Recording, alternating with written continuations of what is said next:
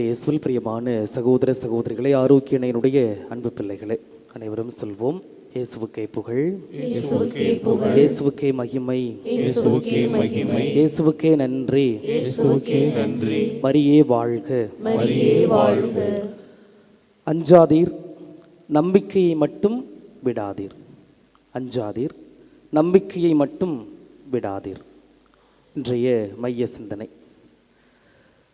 நம்பிக்கையை மட்டும் விடாதீர் என்று நாம் சிந்திக்கின்ற பொழுது, ஏதோ நம்முடைய நம்பிக்கை உணர்ச்சி மிக்க அல்லது உணர்ச்சி வயப்பட்ட நம்பிக்கையாக இருந்துவிடக் கூடாது. ஏதோ திருப்பலியில் வருகின்றோம், திருப்பலியில் ஜெபிக்கின்றோம், அல்லது நற்செய்தி கூட்டங்களுக்கு கரிஸ்மேட்டிக் ப்ரேயருக்கெல்லாம் செல்கின்றோம். அப்பொழுது நாம் ஜெபிக்கின்ற பொழுது ஏதோ உணர்ச்சி வயப்பட்டு உணர்ச்சி பொங்க ஆண்டவரே இயேசுவே என்று சொல்லிவிட்டு, ஒரு துன்பங்கள் வருகின்ற பொழுது, ஏன் கடவுளே என்னை கைவிட்டீர், உனக்கு கண் இல்லையா, கை இல்லையா, காதில்லையா என்று சொல்லி கடவுளை நாம் திட்டாமல், உணர்ச்சி வயப்படாமல், என்ன நேர்ந்தாலும் கடவுள் பார்த்து கொள்வார் என்ற நம்பிக்கையை தான் கடவுள் விரும்புகின்றார். அப்படி அந்த நம்பிக்கைக்கு சான்று பகிர்ந்தவர்கள்தான் இன்றைய நற்செய்தியில் நாம் வாசிக்க கேட்ட இருவர்கள். ஒருவர் விளிம்பு நிலையில் வாழ்ந்த 12 ஆண்டுகளாக இரத்தப்போக்கினால் வருந்திய ஒரு பெண்.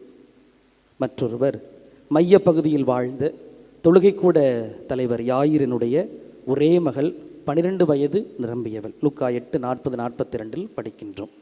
அந்த யாயிருக்கு ஒரே மகள், 12 வயது நிரம்பியவள். ஆக இந்த இருவரும் 12 ஆண்டுகள் இரத்தப்போக்கினால் வருந்திய பெண், 12 வயதேயான இறந்த பெண். இந்த இருவரும் நம்பிக்கையினால் நலம் பெற்றுக்கொள்கிறார்கள். இன்றைய நற்செய்தியில் நம்பிக்கை நோயுற்ற சமூகத்தை நலப்படுத்துகின்றது. பிரியமான சகோதர சகோதரிகளே, இந்த 2 நிகழ்வுகளையும் நாம் பார்க்கின்ற பொழுது ஏதோ சாதாரணமாக நாம் கடந்து சென்றுவிட முடியாது. இயேசுவையே சற்று யோசிக்க வைத்த தருணம், இயேசுவையே சற்று நின்று இவர்களுடைய நம்பிக்கை இவ்வளவு பெரிதா என்று சொல்லி ஒரு கணம் யோசிக்க வைத்த நிகழ்வுதான் இன்றைய இந்த 2 நிகழ்வுகள். சாதாரணமாக நாம் கடந்து சென்றுவிட முடியாது. 12 ஆண்டுகளாக இரத்தப்போக்கினால் வருந்திய பெண், இயேசுவால் மட்டுமே தன்னை குணப்படுத்த முடியும் என்ற அழுத்தமான ஆணித்தரமான ஒரு நம்பிக்கை. இயேசுவால் மட்டுமே குணப்படுத்த முடியும். ஏன்? அன்று உள்ள சட்டத்திட்டங்கள் அப்படி. லேவியர் புத்தகம் 15:25-31 இவ்வாறாக வாசிக்கின்றோம். ஒரு பெண், அந்த காலத்தில் பெண்ணை மண்ணுக்கு சமமாக மதித்தார்கள். பெண் ஒன்றுமே இல்லை என்று சொன்னார்கள். அதுவும் தீட்டுப்பட்டவள், பொதுவெளியில் வரக்கூடாது. அந்த பெண் தொடுகின்றவளும் அல்லது அந்த பெண்ணை தொட்டு சுகப்படுத்துகிறவர்களும் தீட்டுதான் என்று சட்டத்திட்டங்கள் நிகழ்ந்த ஒரு காலகட்டத்தில், அத்துணை ஆண்கள் சூழ்ந்திருக்கின்ற மத்தியில், அந்த கூட்டத்தில் இந்த பெண் இயேசுவால் மட்டுமே எனக்கு சுகம் கொடுக்க முடியும் என்று சொல்லி கூட்டத்தை கிழித்து கொண்டு அங்கே செல்கிறார். அந்த நம்பிக்கையினுடைய வெளிப்பாடு. அதே போல இயேசுவால் தான் குணப்படுத்த முடியும் என்ற திடமான நம்பிக்கையினால்தான் அந்த தொழுகை கூட தலைவரான யாயிர் இயேசுவை தன்னுடைய இல்லத்திற்கு அழைத்து செல்கிறார். அதனால்தான் அவர்களுக்கு நிரந்தரமான ஒரு தீர்வு கிடைக்கின்றது. நினைத்து பார்ப்போம். 12 ஆண்டுகள் இந்த பெண் இரத்தப்போக்கினால் வருந்தினார். தன்னிடமுள்ள பணத்தை எல்லாம் செலவழித்து மருத்துவமனைகளுக்கெல்லாம் சென்று பார்த்திருக்கிறார். முடியவில்லை. அவருடைய நிலைமை நாளுக்கு நாள் கேடுற்றது என்று நாம் நற்செய்தியிலே நாம் வாசிக்கின்றோம். நோய் மட்டுமா? இல்லை, சமுதாயத்தினாலும் அவர் புறக்கணிக்கப்பட்டிருக்கிறார். ஒருபுறம் உடலில் உள்ள நோய், 12 ஆண்டுகளாக எத்தனையோ மருத்துவம் செய்தும் இன்னும் குணமாகவில்லை. நாளுக்கு நாள் நிலைமை மோசமாகி கொண்டே வருகிறது. இது ஒரு புறம். மற்றொரு புறம் சமுதாயத்தினால் புறக்கணிக்கப்பட்ட ஒரு நிலைமை. ஒதுக்கி வைக்க வேண்டும், பொதுவில் வரக்கூடாது என்று சொல்லி உள்ளத்து அளவிலும் உடல் அளவிலும் அந்த பெண் வேதனையை அனுபவித்து கொண்டிருந்த நேரம். எவ்வளவு பொறுமையாக இருந்திருக்க வேண்டும். 1 வருடம் 2 வருடம் அல்ல, 12 வருடங்கள் அந்த பொறுமையினுடைய உச்சமாக அவள் இருக்கின்றார். அதே போல யாயினுடைய மகளுக்கும் நிகழ்ந்ததும் அதுதான். ஒரே மகள், சிறுமி, 12 வயது நிரம்பியவள். இயேசுவிடம் வருகிறார். இயேசுவும் வருகிறார் குணப்படுத்துவதற்கு. ஆனால் அங்கே காலதாமதம் ஏற்படுகின்றது. ஏனென்றால் இடையில் இந்த 12 ஆண்டுகள் வருந்திய பெண்ணுக்கு சுகம் கொடுக்கின்ற ஒரு நிகழ்வு நடைபெறுகிறது. சற்று காலதாமதம் ஏற்படுகிறது. இடையில் இப்படி நடந்து கொண்டிருக்கின்ற பொழுதே என்ன சொல்கிறார்கள்? உன்னுடைய மகள் இறந்துவிட்டால் போதகரை தொந்தரவு செய்ய வேண்டாம். ஆக அவரும் ஒரு பொறுமையை இழக்காமல் பொறுமையின் உச்சத்தில் இருக்கிறார். நம்பிக்கை மற்றும் அந்த பொறுமை அங்கு ஒன்று சேர்கிறது, சுகத்தை பெற்றுக்கொள்கிறார்கள். இத்துணை தடைகளை தாண்டிதான் அவர்கள் இந்த சுகத்தை பெற்றுக்கொண்டார்கள். அஞ்சாதீர், நம்பிக்கையை மட்டும் கைவிடாதீர். அந்த ஒரு தாரக மந்திரத்தை தான் நாமும் நம்முடைய வாழ்வில் எடுத்துக்கொள்ள வாழ்வாக்க அழைக்கப்படுகிறோம். அஞ்சாதீர், நம்பிக்கையை மட்டும் கைவிடாதீர்.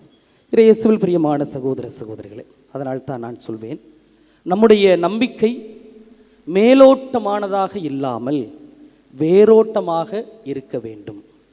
மேலோட்டமாக இருக்கக்கூடாது நம்முடைய நம்பிக்கை, மாறாக வேரோட்டமாக, ரூட் என்று சொல்கிறோமே, ஒரு மரம் அப்படி வலிமையாக நிற்கிறது என்றால் அதனுடைய வேர் மண்ணில் தன்னுடைய பரப்பி தன்னுடைய அந்த ஒரு சக்தியால் தான் அந்த மரம் நின்று கொண்டிருக்கின்றது. நம்முடைய விசுவாச வாழ்விலும் மேலோட்டமாக இல்லாமல் வேரோட்டமாக வாழ நாம் அழைக்கப்படுகின்றோம். எசையா புத்தகம் அதிகாரம் 59 இறைவசனம் 1 வாசிக்கின்றோம். மீட்க இயலாதவாறு ஆண்டவருடைய கை குறுகி போய்விடவில்லை. மீட்க இயலாதவாறு ஆண்டவருடைய கை குறுகி போய்விடவில்லை. கேட்க முடியாதவாறு ஆண்டவருடைய காதும் மந்தமாகிவிடவில்லை. அதே போல நாம் வாசிக்கின்றோம் சாலமோன் ஞானம் அதிகாரம் 16 இறைவசனம் 12. பச்சிலையோ களிம்போ எனக்கு நலமளிக்கவில்லை, ஆண்டவரே உம்முடைய வார்த்தை மட்டுமே நலமளித்தது என்று நாம் வாசிக்க கேட்கின்றோம். இந்த touch of the master's hand என்ற ஒரு கவிதை புத்தகம், மீரா புரூக்ஸ் எழுதிய ஒரு கவிதை புத்தகத்தில் வருகின்ற ஒரு நிகழ்வு. விற்பனைக்காக ஒரு பழைய வயலின் வருகின்றது. அந்த வயலினை வாங்குவதற்கு யாரும் முன் வரவில்லை. ஏலத்திற்காக வருகின்றது. $1 கொடுத்து கூட வாங்க முன் வரவில்லை. ஆனால் அந்த கூட்டத்தில் ஒரு வயதானவர் இருக்கின்றார். அந்த வயதானவர் அந்த தூசு படிந்த பழைய அந்த வயலினை எடுத்து வாசிக்கின்றார்.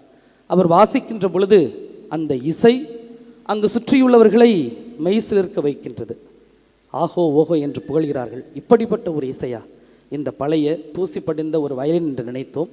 இதிலிருந்து மெய்சிலிருக்கக்கூடிய ஒரு இசை என்று சொல்லி அந்த வயலினை ஏறக்குறைய $3000, $1 கூட வாங்க முன் வராதவர்கள் அந்த வயலினை $3000 அவர்கள் வாங்கி செல்கிறார்கள்.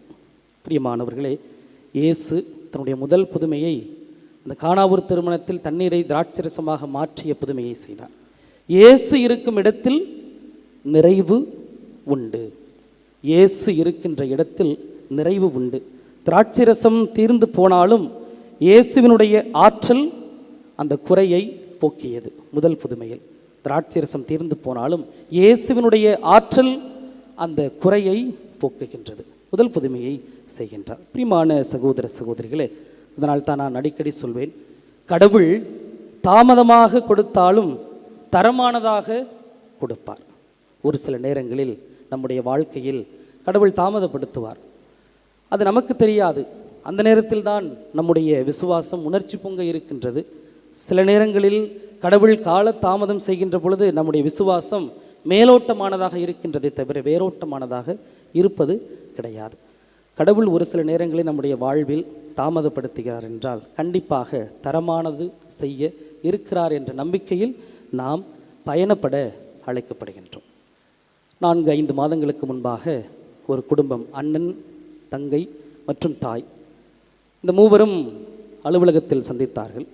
ஒரு சாட்சி சொல்வதற்காக வந்திருந்தார்கள். அந்த அண்ணன் தங்கை பெயர் இமான் ரோஸ்லின், அந்த தாயினுடைய பெயர் ஞானம்மாள். 2024 மே 28 மாலை 5 மணிக்கு அந்த தாயானவள் மயங்கி கீழே விழுகின்றார். என்ன என்று விசாரிக்கின்ற பொழுது மூளையில் இரத்த கசிவு ஏற்படுகின்றது. உடனே அருகில் உள்ள மருத்துவமனையில் சேர்க்கிறார்கள். அங்கு செல்கின்ற பொழுது மருத்துவர்கள் சொல்கிறார்கள் 0.5%, அதுதான் நீங்கள் அறுவை சிகிச்சை செய்தாலும் அந்த தாயானவள் உயிரோடு இருப்பாள் என்று சொல்கிறார்கள். அந்த அண்ணன் தங்கை இருவரும் தங்களுடைய குடும்ப மருத்துவரிடம் ஆலோசனை செய்கிறார்கள். அவரும் அதைத்தான் சொல்கிறார், ஆப்ரேஷன் பண்ணால் 0.5%, அவ்வளோதான் உயிரோடு இருப்பார்கள் என்று சொல்கிறார்கள். இவர்களுக்கு என்ன செய்வதென்று தெரியவில்லை. அருகில் உள்ள ஆலயத்திற்கு செல்கிறார்கள். அவர்கள் சொன்ன நிகழ்வை நான் உங்களுக்கு சொல்கிறேன். அவர்களுடைய தாய் சிறுவயதில் அந்த 2 பிள்ளைகளுக்கும் சொல்லிக் கொடுத்த ஒரு நிகழ்வு, நற்கருணை என்பது சாதாரண அப்பம் கிடையாது, அதில் ஆண்டவர் உயிரோடு இருக்கிறார், என்று சொல்லிக் கொடுத்து அந்த பிள்ளைகளுக்கு வளர்த்திருக்கிறார்கள். அதே போல அதிகாலை ஜெபத்தினுடைய வல்லமையையும் அவர்கள் சொல்லி அந்த பிள்ளைக்கு வளர்த்திருக்கிறார்கள். எனவே இவர்கள் இருவரும் ஆலயத்திற்கு செல்கிறார்கள், ஜெபிக்கின்றார்கள். எங்களுடைய தாய்க்கு சுகம் கொடுங்கள் என்று சொல்கிறார்கள். மறுபடியும் மருத்துவமனைக்கு வருகிறார்கள். மருத்துவர் சொல்கிறார், ஓகே, அறுவை சிகிச்சை செய்யலாம் என்று சொல்கின்ற பொழுது பணம் தேவைப்படுகிறது, 2.5 லட்சத்திற்கு மேல். அந்த நேரத்தில் எப்படி பணத்தை திரட்டுவது என்று தெரியவில்லை. ஒரு சில உதவியோடு அந்த மருத்துவ சிகிச்சையை ஆரம்பிக்கின்றார்கள். அப்படியாக அந்த மருத்துவ சிகிச்சை நடந்து முடிகின்றது. 3 மணி நேர அறுவை சிகிச்சைக்கு பிறகு அவர் சொல்கிறார்கள், செய்து முடித்தாயிற்று, ஆனால் அந்த வெண்டிலேட்டர் சப்போர்ட்டில் இருக்கணும், ஆனால் ரொம்ப நாள் அப்படி இருக்கக்கூடாது, அந்த வெண்டிலேட்டர் சப்போர்ட் இல்லாமல் உங்கள் அம்மா இருக்கணும், அதற்கு ஒரு அறுவை சிகிச்சை செய்ய வேண்டும் என்று சொல்லி ட்ரக்காசமி என்ற ஒரு அறுவை சிகிச்சை செய்கிறார்கள். தொண்டையில் ஒரு துளையிட்டு அதில் டியூப் செலுத்தி அதன் மூலமாக செய்கின்ற ஒரு அறுவை சிகிச்சை. இப்படியாக நகர்கின்றது. ஒவ்வொரு நாளும் ஒரு நிகழ்வை சொல்கிறார்கள். கொஞ்ச நாள் கழித்து அவர்களால் பேச முடியாது என்று சொல்கிறார்கள். கொஞ்ச நாள் கழித்து அவர்களுக்கு சுய நினைவு இருக்காது என்று சொல்கிறார்கள். இப்படியாக அவருடைய வாழ்வு அந்த மருத்துவமனையிலே கடந்து செல்கின்றது. ஆனால் அந்த அண்ணனும் தங்கையும் எங்களுடைய தாயை நாங்கள் எப்படி காப்பாற்றினோம் என்று சொன்ன ஒரு நிகழ்வு என்னவென்றால், எங்களுடைய தாய் மருத்துவமனையில் அனுமதிக்கப்பட்டிருந்த பொழுது நாங்கள் கடவுளிடம் வேண்டினோம். எங்களால் முடிந்த அளவிற்கு ஏறக்குறைய 11-12 லட்சம் செலவு செய்துவிட்டோம், முடியவில்லை. மறுபடியும் அரசு மருத்துவமனைக்கு மாற்றுகிறார்கள். சென்னையில் நடந்த நிகழ்வு. எங்களால் முடிந்ததை நாங்கள் செய்துவிட்டோம், இனிமேல் நீர்தான் பார்த்து கொள்ள வேண்டும் என்று சொல்கிறார்கள். அவர்கள் செய்த நிகழ்வு திருப்பாடல் 23 மற்றும் திருப்பாடல் 91 தினந்தோறும் வாசிக்கின்றார்கள். தினந்தோறும் ஜெபமாலை ஜெபிக்கின்றார்கள்.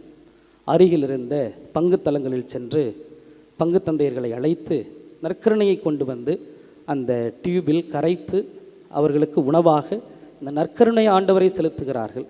அதோடு கூட அந்த பங்கு ஆலயத்திலிருந்து எடுத்து வந்த தீர்த்தத்தை எடுத்து வந்து அவர்கள் தங்கியிருந்த அந்த மருத்துவ அறையில் அவர்கள் தெளிக்கிறார்கள். அருகில் இருக்கிறவர்களாம் பார்ப்பேன், என்ன இந்த பொண்ணு எப்போ பார்த்தாலும் தீர்த்தம் தெளிச்சிக்கிட்டு இருக்கு, ஒன்றும் புரியலை, என்ன செய்துனே தெரியலையே என்று சொல்லி அவர்கள் ஏளனப்படுத்தினாலும் புரியாமல் பேசினாலும் தான் கொண்ட நம்பிக்கையில், வேரோட்டமான நம்பிக்கையில், மேலோட்டமான நம்பிக்கை அல்ல, வேரோட்டமான நம்பிக்கையில் அந்த பெண் செய்கின்றார்கள். ஆக இறுதியாக அந்த பெண் ஒரு விண்ணப்பம் வைக்கின்றார். இந்த ஆகஸ்ட் 29ஆம் தேதி குடியேறுவதற்குள்ளாக என்னுடைய தாய் வீட்டிற்கு வர வேண்டும். அதைத்தான் அவர்கள் சொல்லி ஜெபிக்கின்றார்கள். குடியேறுவதற்குள்ளாக என்னுடைய தாய் நலத்தோடு சுகத்தோடு வீடு திரும்ப வேண்டும் என்று சொல்லி ஜெபிக்கிறார்கள். புதுமையிலும் புதுமையாக, நடக்க முடியாது, பேச முடியாது, நினைவு வராது, பிழைக்க மாட்டார்கள் என்று சொன்ன அதே தாய், அந்த தங்கையும் அந்த அண்ணனும் அந்த தாயும் இதே ஆலயத்திற்கு வந்து சாட்சி சொன்னார்கள் அலுவலகத்திலே. அவர்கள் சொல்லுகின்ற பொழுது கண்ணு தண்ணீர் அப்படியே ஊற்றுகின்றது. மருத்துவ சிகிச்சைக்கு செல்வதற்கு முன்பாக அவர்கள் எடுத்த ஃபோட்டோவையும் நான் அவர்களை நேரில் கண்ட அவர்களுடைய உருவத்தை பார்க்கின்ற பொழுது ரொம்ப வித்தியாசம். முடியாது, அவ்வளவுதான் என்று சொல்கின்ற இடத்தில் கடவுள் தொடங்கி வைப்பார். முடிஞ்சு போச்சு, ஒன்றும் இல்லை, ஒன்றும் செய்ய முடியாது என்று சொல்கின்ற இடத்தில் அந்த கடவுள் தொடங்கி வைப்பார். நம்முடைய நம்பிக்கை வேரோட்டமாக இருக்கின்ற பொழுது, மேலோட்டமாக அல்ல, வேரோட்டமாக நம்முடைய நம்பிக்கை இருக்கின்ற பொழுது, பிரியமான சகோதர சகோதரிகளே, நிறைய புதுமைகளை நாம் சொல்லலாம் கடவுள் மீது நம்பிக்கை வைக்கின்ற பொழுது. நான் இங்கு தொடக்கத்தில் வந்த பொழுது தீர்த்தம் தெளிக்க வேண்டும், எல்லா பூசையிலும் முடிந்த பிறகு தீர்த்தம் தெளிக்க வேண்டும். அப்படியாக தெளிக்கின்ற பொழுது இந்த கை சரியில்லை, கொஞ்சம் வலி, என்ன செய்வதென்று தெரியவில்லை. ஆனால் கூட இருந்த அருட்தந்தையர்கள் எல்லாம் உதவி செய்து அந்த தீர்த்தத்தை எல்லாம் நாங்கள் தெளித்தோம். எல்லா பூசையிலும் தெளிக்க வேண்டும். முதல் வெள்ளிக்கிழமை, முதல் சனிக்கிழமை நிகழ்வு பேராலயத்திலே நடைபெறும். முதல் வெள்ளிக்கிழமை ஆலயத்தை சுற்றி வருவோம். பிறகு நற்கருணை ஆராதனை. முதல் சனிக்கிழமை அப்படித்தான் நற்கருணை ஆண்டவரை பவனியாக எடுத்து நோயாளிகளுக்கு சுகம் கொடுக்கின்ற நிகழ்வும் இந்த பேராலயத்திலே ஒவ்வொரு முதல் வெள்ளிக்கிழமையும் முதல் சனிக்கிழமையும் நடைபெற்று கொண்டிருக்கின்றது. அப்பொழுது அந்த முதல் வெள்ளிக்கிழமை நற்கருணை ஆண்டவரை அந்த கதிர் பாத்திரத்தில் வைத்து இந்த பேராலயத்தை சுற்றி வர வேண்டும், வைக்க வேண்டும், அதை தாங்கி கொண்டு வர வேண்டும். எனக்கு கை வலி, என்ன செய்வதென்று தெரியவில்லை. ஆனால் அதை நற்கருணை ஆண்டவரை தூக்குவதற்கு முன்பாக மனதிற்குள்ளாக ஒரு ஜெபம் செய்து கொண்டு தான் அந்த உடுப்பெல்லாம் போட்டு எடுத்தேன். கை வலிக்கக்கூடாது, நற்கருணை ஆண்டவரை நன்றாக நான் சுமந்து வர வேண்டும் என்று. அன்று நடந்த ஒரு அதிசயம் என்னவென்றால், அதற்கு முன்னாக அந்த நற்கருணை ஆண்டவரை அந்த கதிர் பாத்திரத்தோடு தூக்குகின்ற பொழுது கொஞ்சம் வெயிட் கனம் அதிகமாக இருக்கும். ஆனால் அன்று அந்த நற்கருணை ஆண்டவரை தூக்குகின்ற பொழுது ஒரு தர்மாக்கோல் வெயிட் எவ்வளவு இருக்கும், ஒரு சின்ன ஒரு தர்மாக்கோல் ஷீட்டு வெயிட் ரொம்ப இலகுவாக லேசாக இருக்கும். அந்த நற்கருணை ஆண்டவரை கதிர் பாத்திரத்தோடு தூக்குகின்ற பொழுது அன்று அந்த கதிர் பாத்திரத்தினுடைய வெயிட் கனம் ஒரு தர்மாகோல் ஷீட்டை தூக்கினா எவ்வளவு வெயிட்டு கம்மியாக இருக்கும். அந்த நற்கருணை அந்த கதிர் பாத்திரத்தை தூக்குகின்ற ஒரு நினைவு கூட இல்லை. இது ரொம்ப கையை ஃப்ரீயாக வச்சுக்கிட்டு வர்ற போல இருந்தது. அதை அந்த முதல் வெள்ளிக்கிழமை மறையுரை வைத்த அருள் தந்தையிடம் கூட நான் சொன்னேன். தனிப்பட்ட விதத்தில் நான் உணர்ந்த ஒரு புதுமை. அஞ்சாதீர், நம்பிக்கையை மட்டும் விடாதீர். அஞ்சாதீர், நம்பிக்கையை மட்டும் விடாதீர். ஊர் சொல்லும், உலகம் சொல்லும், அருகில் இருக்கிறவர்கள் சொல்வார்கள், மருத்துவர்கள் சொல்வார்கள், ஒன்றுமில்லை, முடிந்துவிட்டது, அவ்வளவுதான், பார்த்து கொள்ளுங்கள், எடுத்து செல்லுங்கள், அழைத்து செல்லுங்கள் என்று அவர்கள் சொல்வார்கள். அப்படி சொல்கின்ற இடத்தில் இந்த கடவுள் நம்முடைய வாழ்வை தொடங்கி வைப்பார். ஆமென்.